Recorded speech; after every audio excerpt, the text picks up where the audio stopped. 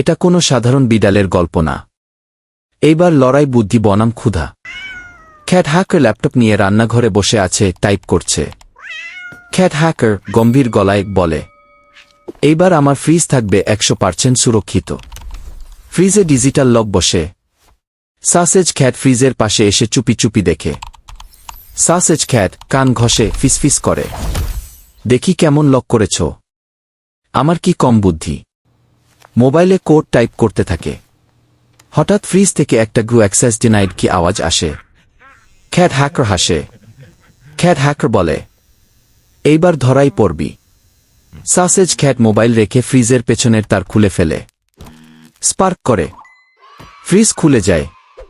সাসেজ খ্যাট হাসি দিয়ে, old school trick always works. Sausage খ্যাট সাসেজ খাচ্ছে। ক্যাট হ্যাকার হতবাক হয়ে তাকিয়ে আছে। হ্যাকিং কি জিনিস সেটা সাসেজ খ্যাট ভালোই বোঝে।